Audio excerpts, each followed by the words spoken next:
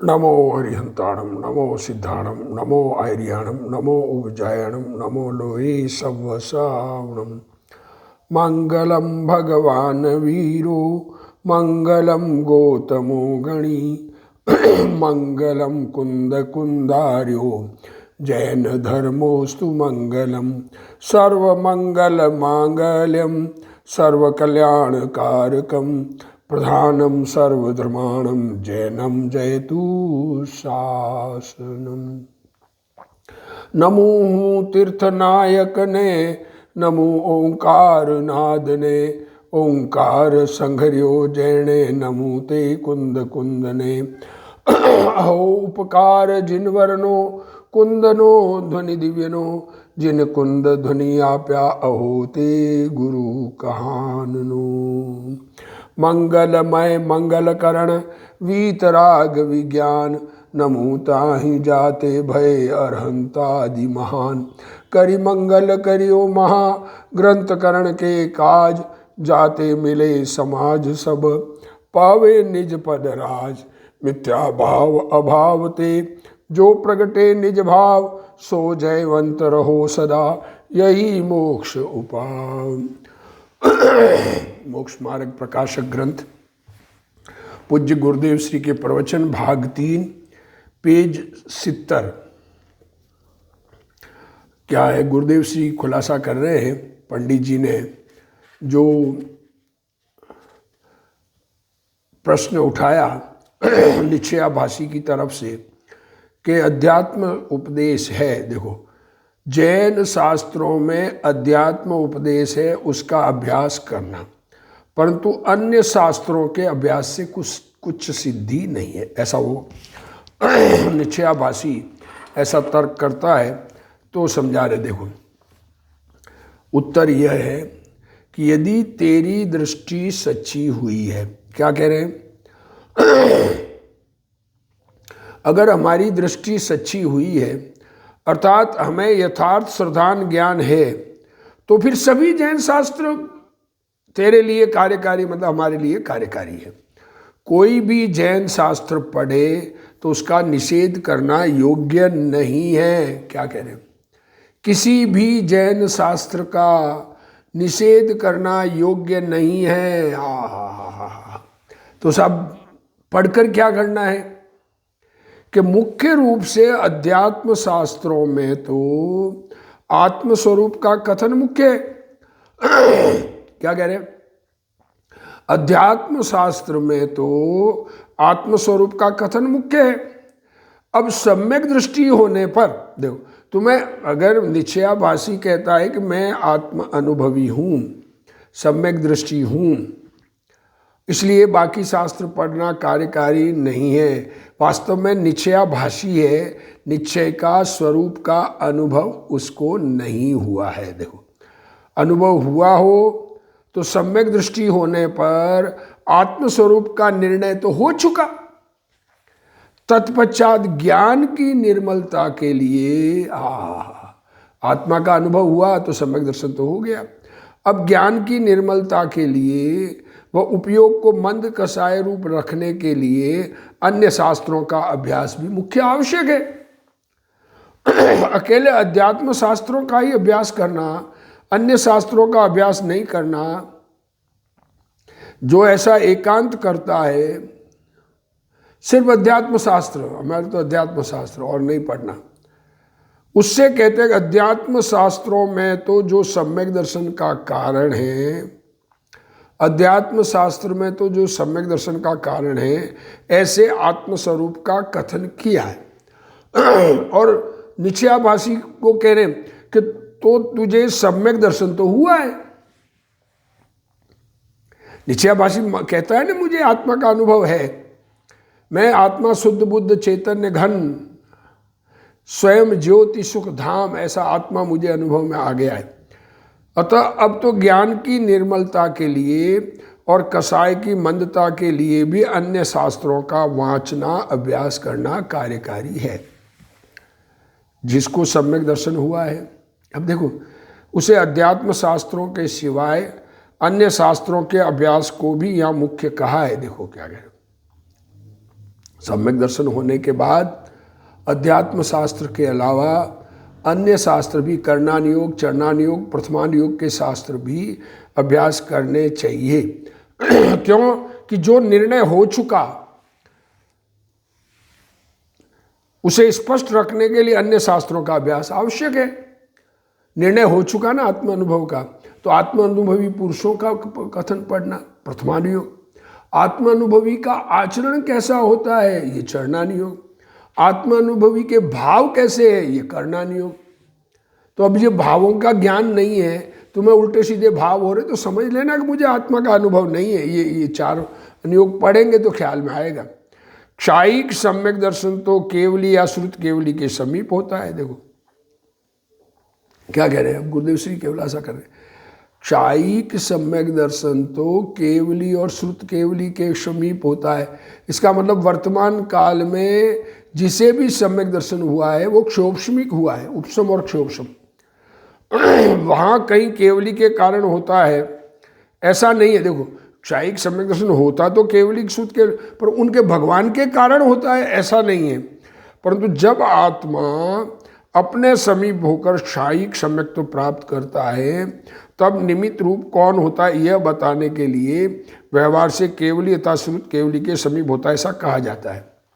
अपने को क्षायिक सम्यक तो होने का काल ही वह है। देखो वह काल है, ऐसा भी कह रहे हैं। देखो क्षायिक सम्यक दर्शन तो केवली श्रुत केवली के समीप होता है। मतलब वर्तमान में क्षायिक सम्यक्त्व नहीं हुआ, क्यों? केवली श्रुत केवली दिखते ही नहीं। केवल ज्ञानी परमात्मा विदेह क्षेत्र में विराजमान है साक्षात, वहाँ जाना हुए नहीं, और श्रुत केवली भी वर्तमान में कोई है नहीं।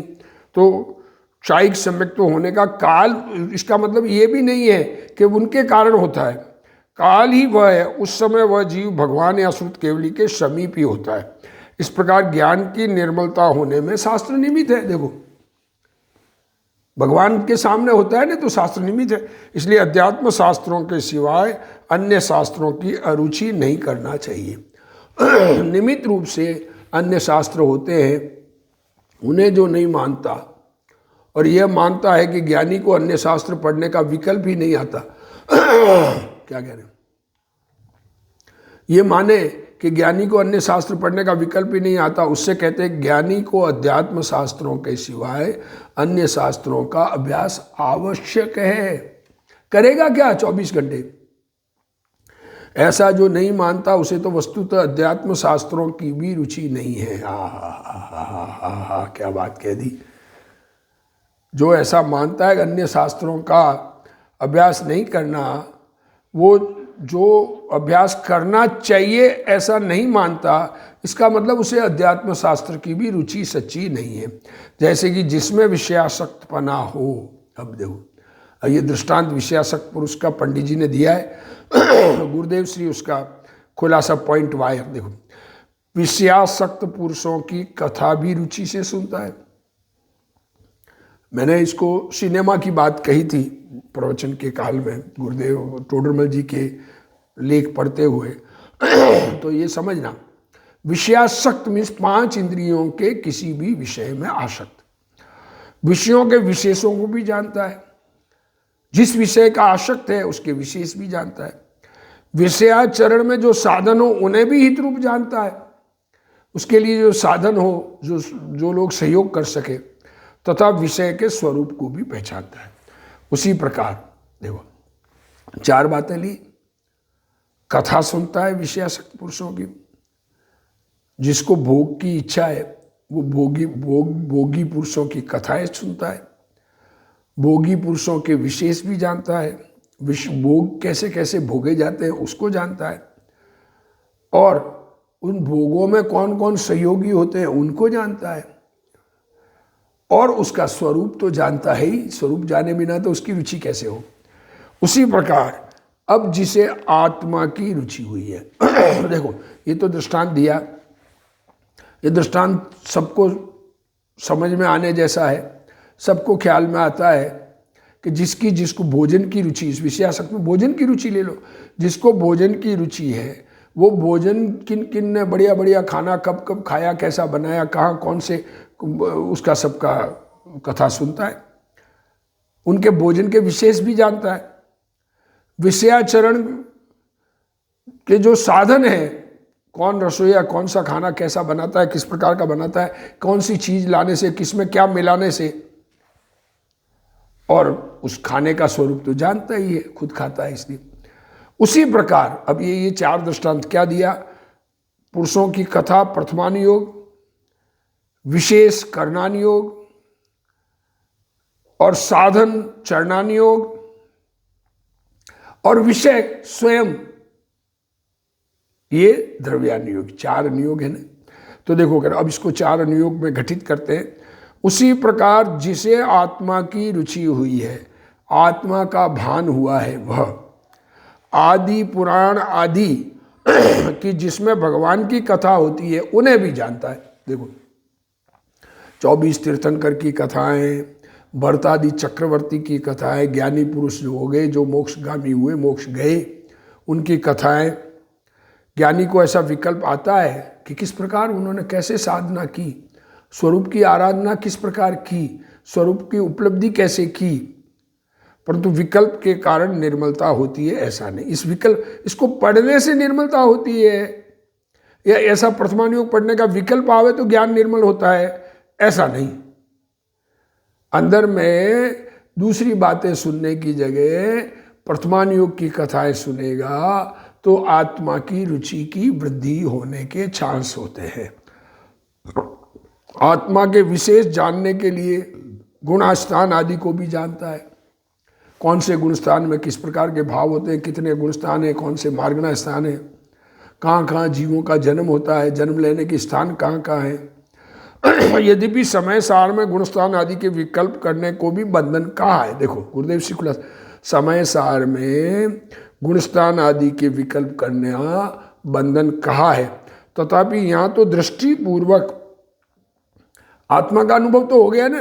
कर्णानुयोग के शास्त्रों का अभ्यास का विकल्प आता है, वह कहते हैं क्या करें, उपयोग लगाना है। अगर कर्णानुयोग में उपयोग न लगावे तो उपयोग कहाँ कहाँ जाता है, खुद का विचार करने पर ख्याल में आता है। सिनेमा देखने में लगते हैं, टीवी देखने में लगे, टीवी में नाटक देखे, टीवी में न्यूज़ देखे, क्या देखे, ऐसे ही होता है। ज्ञानी को चारों अनुयोगों के अभ्यास का विकल्प आता है। निश्चयाभासी ऐसा एकांत खींचता है कि द्रव्यानुयोग का ही अभ्यास करना चाहिए। ये निश्चयाभासी आत्मा का अनुभव नहीं है और आत्मानुभवी मान लेता है, इसका नाम निश्चयाभासी। उससे कहते हैं कि जिन शास्त्रों में गुणस्थान आदि का वर्णन हो उनका अभ्यास करने से निर्मलता होती है। देखो अभ्यास करने से निर्मलता क्यों मालूम पड़ता है, विशेष जानेंगे। किसी चीज़ की स्पेशलिटी जानने से खुद के परिणामों में ऐसा परिवर्तन हो सकता है, किसी को ना हो, ये बात दूसरी है, बाकी होने के चांस अधिक है निमित्त रूप से। यह कथन व्यवहार से है, ये कह रहे व्यवहार से है। निश्चय से तो गुणस्थान आदि के विकल्प भी कार्यकारी नहीं है, ऐसा कहा है। अब आत्मा आचरण में साधन रूप जो व्रतादिक है उन्हें भी हित रूप माने, ऐसा कहा है। देखो हमारी शक्ति नहीं हो स्वाध्याय करने की, पढ़ने की सामर्थ्य नहीं हो तो जबरदस्ती करने के लिए कोई नहीं कह रहा है, पर खुद की सामर्थ्य होते हुए उपयोग इधर उधर भ्रमावे, उसकी जगह तो इसमें लगावे, ये ऐसा कहना है। साधक दशा में ऐसा विकल्प आए बिना नहीं रहता। देखो कैसा कैसा भाव जीव के होते हैं, ज्ञानियों के, ये भाव कर्णानुयोग में कहा, और उन भावों के फल में कहाँ कहाँ जन्म लेते हैं ये कर्णानुयोग में कहा, और प्रथमानुयोग में जीव का सम्यक दर्शन के बाद मोक्ष होने तक किस प्रकार का आचरण रहा, बाहर का कैसे हुए, कैसे भाव हुए, किस प्रकार से परिणाम हुए, उसका कथन कहानियों में आता है। और अब चरणानुयोग में व्रतादि का आता है कि मुझे परिणाम कैसे होते हैं, व्रत के परिणाम किस प्रकार के होते हैं ज्ञानियों के, उन्हें भी हित रूप माने, ऐसा कहा है। क्योंकि साधक दशा में ऐसा विकल्प आए बिना नहीं रहता। व्रतादि के परिणाम जो कि शुभ है, विकार है, उन्हें भी यहाँ उपचार से हित रूप कहा है। सम्यक दृष्टि को व्रतादि का शुभ विकल्प आता है, इसलिए यहाँ व्यवहार से हित रूप कहा है, वस्तुतः तो वह हित रूप नहीं है। व्रत तपादि का विकल्प तो मुनि को भी आता है। ओ हो क्या कह रहे, व्रत तप धारण करने का विकल्प मुनि को भी आता है। मुनि होने के पूर्व चतुर्थ गुणस्थान में सम्यक दर्शन तो हुआ है। वह व्रतादि को हितरूप नहीं मानता। देखो, व्रतादि को हितरूप, व्रतादि से आत्मा का कल्याण होगा ये नहीं मानता, परंतु अभी पूर्ण दशा नहीं हुई है, इस कारण व्रतादि के विकल्प आते हैं, इसलिए उपचार से उन्हें हितरूप कहा है। पहले बात आई थी कि जिनवाणी में किसी सब जगह अमुक अपेक्षा से कथन आता है, कहीं कोई अपेक्षा, कहीं कोई उपसा, किसी जगह दूसरी अपेक्षा से कथन होता है, वहाँ अपेक्षा तो ठीक प्रकार समझना चाहिए, अपेक्षा सच्चे प्रकार से समझना चाहिए। निश्चय की बात आवे तब ऐसा ही है। देखो, ठीक प्रकार समझना चाहिए का क्या अर्थ कहा? निश्चय की बात आवे, आत्मस्वरूप की कथा आवे, आत्मा के अनुभव की बात आवे, वहाँ तो ऐसा ही है ऐसा समझना, और व्यवहार के कथन आवे वहाँ ऐसा ही राग होता है ऐसा जानना चाहिए। देखो, राग है वो व्यवहार है, ज्ञानी को वीतरागता, पूर्ण वीतरागता नहीं हुई, तो जो बचा हुआ राग किस प्रकार का होता है वैसा कथन चरणान योग में किया गया है, गुणस्थान अनुसार किया गया है। तो साधक दशा में शुभ राग आता ही नहीं ऐसा नहीं समझना चाहिए। साधक की भूमिका में व्रतादि का शुभ भाव आता है, ऐसा कहकर अज्ञानी की तरह हट से व्रतादि ले लेना भी भगवान का मार्ग नहीं है। देखो, शुभ भाव आता है, पर ऐसी ये बात कह के खुद को नहीं आ रहा है भाव और हट से व्रत धारण करे, खुद की सहन शक्ति नहीं है और आर्त रौद्र ध्यान होवे और व्रत धारण करे, ऐसा नहीं कहा है। वो भगवान का मार्ग नहीं है। शास्त्रों में 16 कारण भावना की बात आती है, वह ठीक है। 16 कारण भावना, 16 कारण भाए तीर्थंकर जे भय, हर से इंद्र अपार मेरु पे ले गए। ऐसी 16 कारण भावना, दर्शन विशुद्धि आदि, दर्शन विशुद्धि, विनय संपन्नताशील, व्रतेश अतिचार आदि। श्वेतांबर में 20 कारण से तीर्थंकर नाम कर्म बनता है ऐसा कहा है श्वेतांबर में। दिगंबर में दर्शन विशुद्धि लिखा है। श्वेतांबर में 20 बोल, उसमें पहला बोल अनंत भक्ति का है, वह ठीक नहीं है। क्या कह रहे हैं? श्वेतांबर जो कहते हैं वो ठीक नहीं है। क्यों? कि बिना सम्यक दर्शन के अनंत को जानते ही नहीं तो भक्ति किसकी करोगे। दिगंबर में 16 कारण भावना में प्रथम दर्शन विशुद्धि आती है, वह यथार्थ है। भाई 16 कारण भावना तो आश्रव है। ये भाव तो आश्रव है, परंतु ज्ञानी को 16 कारण भावना तो व्यवहार से संवर का कारण कहा है, तथा ज्ञानी आत्मस्वरूप को भी पहचानता है। इस प्रकार चारों अनुयोग कार्यकारी है। तात्पर्य यह है कि आत्मज्ञान होने के बाद भी ज्ञानादि की विशेष निर्मलता के लिए चारों अनुयोग का अभ्यास कार्यकारी। कहना ये चारों अनुयोग, 4 अनुयोग जिन आगम में कहे हैं। प्रथमानुयोग आत्मानुभवी पुरुषों की कथाएं, आत्मा अनुभव करके जब तक मोक्ष गए तब तक कैसे कैसे भव धारण किए, कौन से जन्म में क्या क्या कार्य किए, उससे ये समझ में आवे कि ज्ञानी का स्वरूप क्या है, ज्ञानी होकर भी कैसे कैसे कार्य हो सकते हैं। तो आप ज्ञानी को अज्ञानी न मान लें, और आत्मस्वरूप अनुभव बगैर तो ज्ञानी होता ही नहीं है। ये प्रथमान योग कहता है। अब करणान योग में ये कहते हैं ज्ञानी होने के बाद या अज्ञान की दशा में कहाँ कहाँ भव धारण किए, संसार में घूमते हुए कहाँ कहाँ गए, और उनके आत्मा के अनुभव में विशेषता क्या क्या है, आत्मा में कौन से गुणस्थान में किस प्रकार के भाव होते हैं, किस प्रकार का परिणमन होता है। और चरणान योग में कैसे आचरण का भाव होता है, बाहर में कार्य क्या करता है। द्रव्यान योग का ही अभ्यास करना और चरणान योग, करणान योग, प्रथमान योग का अभ्यास सर्वथा नहीं करना, ऐसा मानने वाला अज्ञानी है। गुरुदेव श्री कह रहे हैं चारों अनुयोगों का अभ्यास कार्यकारी है। ये तो दुनिया में, सारी दुनिया में एक ही बात है। जिस चीज की हमें रुचि होती है, अगर व्यापार करना है, व्यापार की में धन कमाने के लिए व्यापार करना है, तो व्यापार में कौन कौन आगे बढ़ गए उसकी कथा सुनता है। वो वर्तमान योग हो गया ना व्यापार का। व्यापार में कौन कौन, हालांकि उस नियोग नहीं है, वो तो जिनवाणी नहीं है, पर एक बात कहने का, कौन कौन आगे बढ़ गया, व्यापार में किस किस प्रकार की सामग्री, जिस चीज़ का व्यापार करना उसमें कैसा कैसा माल होता है, कैसा कैसा रखा जाता है, किस प्रकार का प्रॉफिट होता है, किस प्रकार के भाव होते हैं, और व्यापार करते हुए आचरण कैसा रखना, ग्राहक आवे तो कैसे बात करना, किस प्रकार संभालना उसको। और व्यापार को तो जानेगा ही, कमाई के लिए करता है। तो उसी प्रकार यहाँ आत्मा की जिसको रुचि है तो उसको आत्मा संबंधी चारों अनुयोग पढ़ना।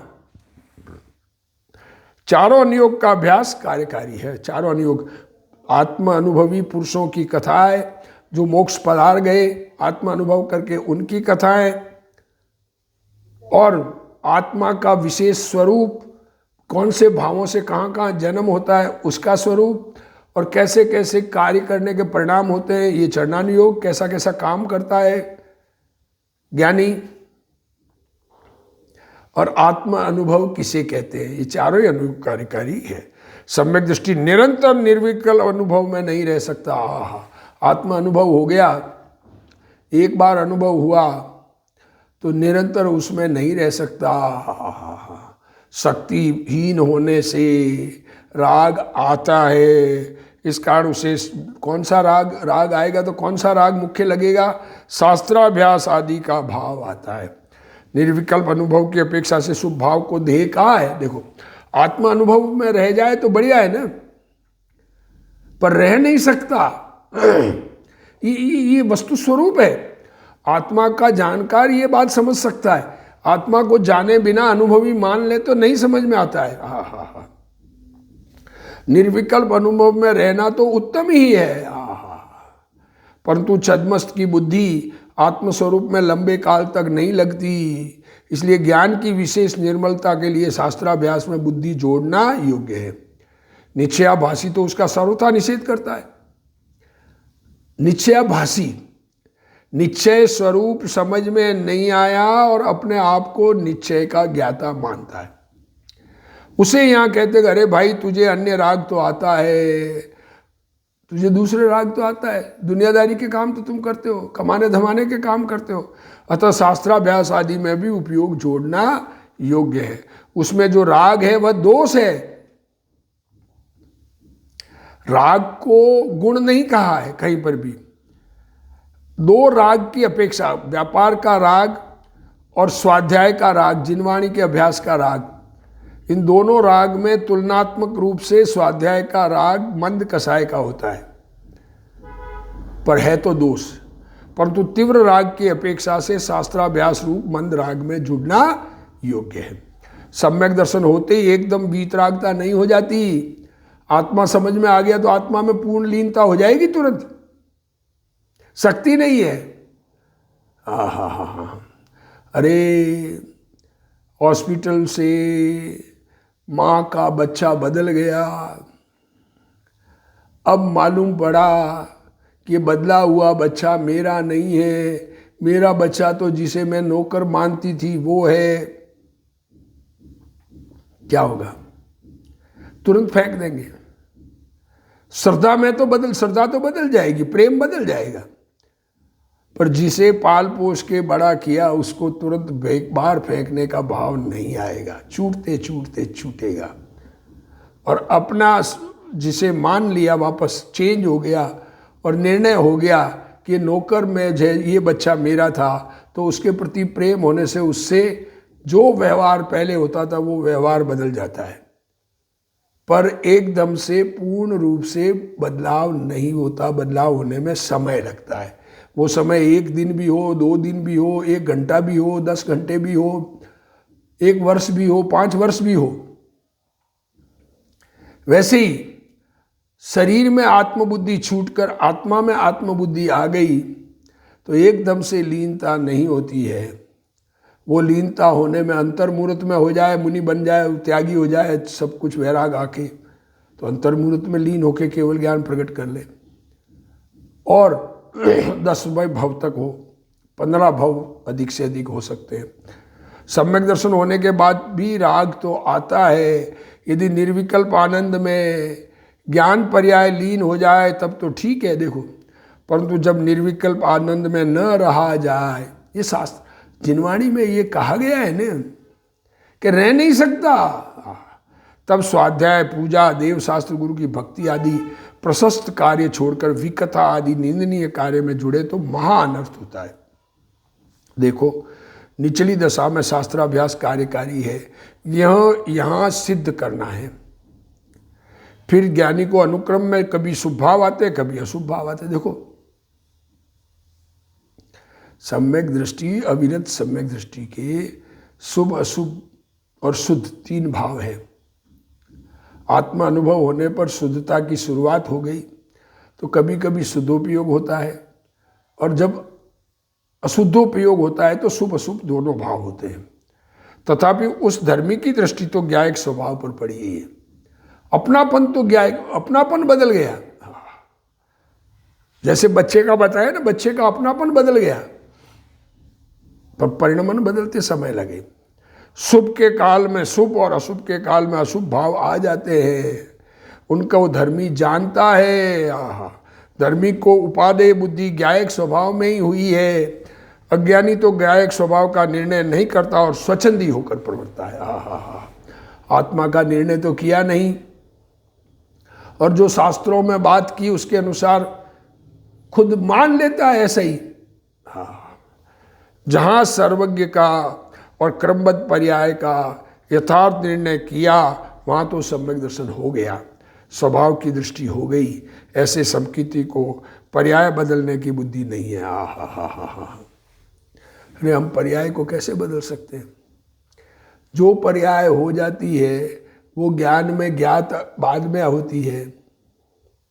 हमारा ज्ञान का उपयोग ऐसा नहीं है कि होती हुई पर्याय को तुरंत जान लें।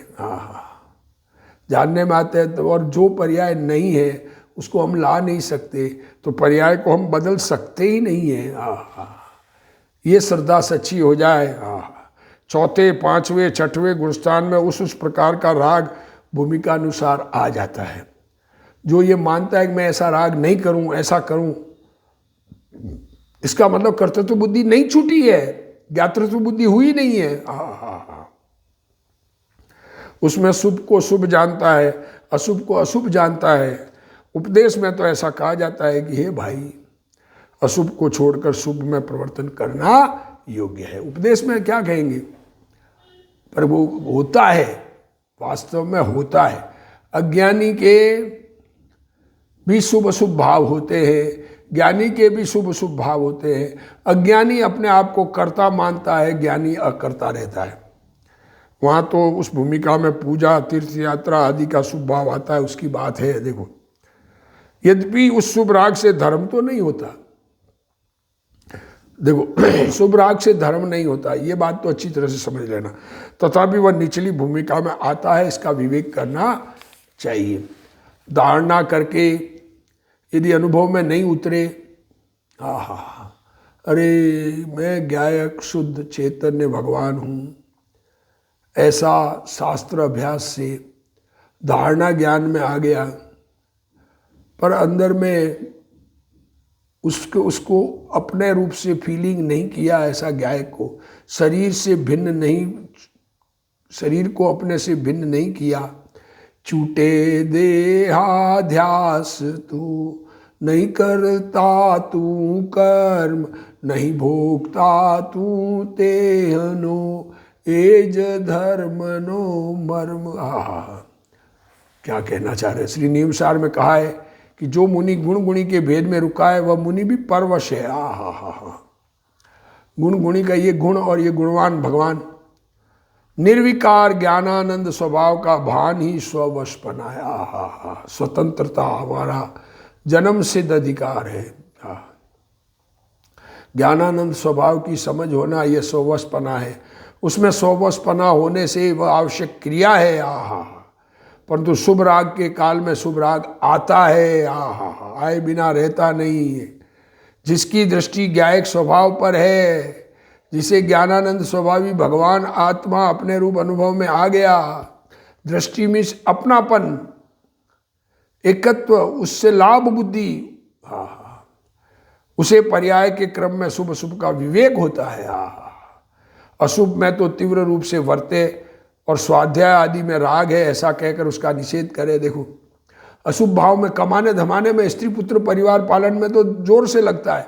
बेटे की शादी हो तो सारे काम बराबर करता है, और जिनवाणी के अभ्यास में कहता है ये विकल्प नहीं करना। वह निश्चयाभासी मिथ्या दृष्टि है। अभी जिसको सम्यक दर्शन का भी भान नहीं और स्वाध्याय आदि का निषेध करता है, तो उसके परिणाम तो अशुभ में ही जाएंगे। तो क्या जाएंगे? सम्यक दर्शन तो हुआ ही नहीं, निश्चयाभासी है, आत्मा अनुभव नहीं हुआ, इसीलिए ऐसी बातें बनाता है। आत्मा अनुभव हो जाए तो उसके परिणाम स्वतः कंट्रोल में उसी हिसाब से रहते हैं। ऐसे हमें भी स्वरूप का अनुभव होकर ऐसे परिणाम हो, उसी भावना के साथ आज का स्वाध्याय पूर्ण करते हैं। जिनवाणी स्तुति। हे जिनवाणी भारती तोई जपू दिन रैन, जो तेरा शरणा गए सो पावे सुख चैन। जावाणी के ज्ञान ते सूझे लोकालोक, सो वाणी मस्तक नमो सदा दे तू ढोक। जिनवाणी मात की जय।